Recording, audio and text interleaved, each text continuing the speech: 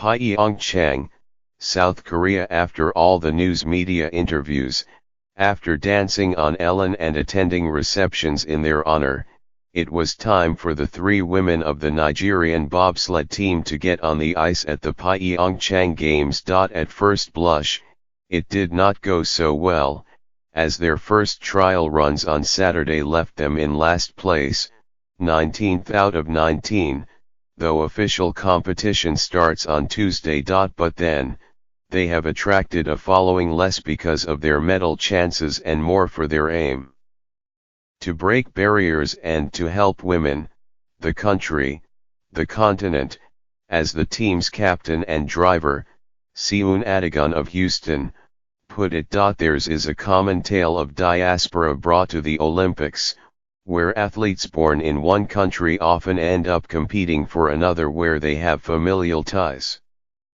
One of two women competing for the Jamaican women's bobsled team, which finished as high as 9th on one training run Saturday, was born in the United States.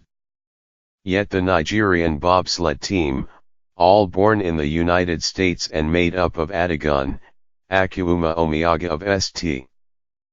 Paul and Ngozi Onwuamara of Dallas, have sought to ensure their message resonates in the country and continent they represent. Before departing for Pyeongchang, they visited Nigeria, where they attended receptions and were invited to visit its president after the games. To Victor Chukwuemeka, 41, a business consultant in Abuja, the capital, the team's effort at the Olympics is inspiring. Looking at their pedigree, I'm so impressed by them, Chukwuemeka, who read about the team in a newspaper, said.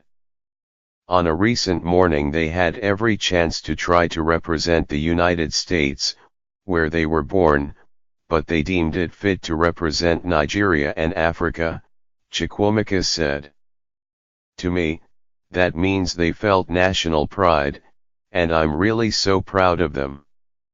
Yet in a country where athletic news is still largely dominated by men's sports, the bobsled team has not attracted as much attention as it has garnered in the United States. Ikoma Akwaviu, 59, once the general manager at the state broadcast service, said the attitude toward women in sports is so unsatisfactory, we don't promote them as much as we should.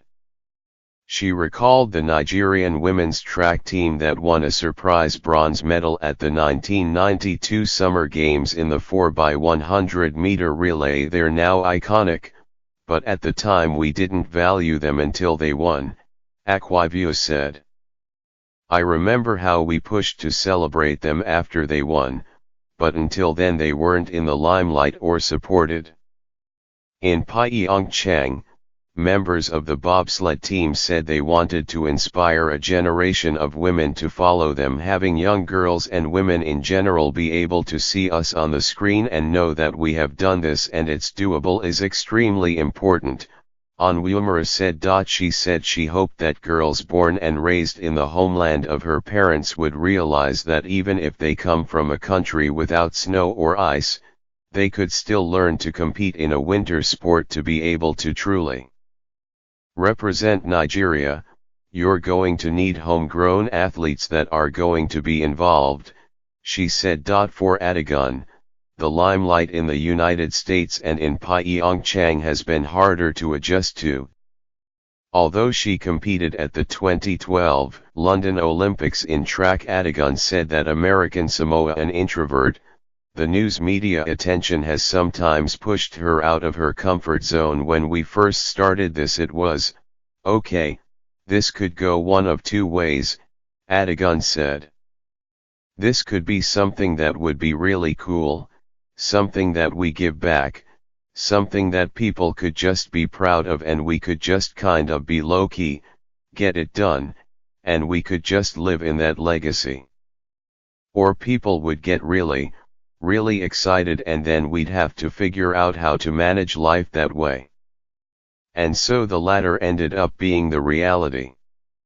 Now, she has fully embraced her cause. This is something that will help the sport, something that will help women, the country, the continent, she said, and those things keep me grounded and keep me able to handle it.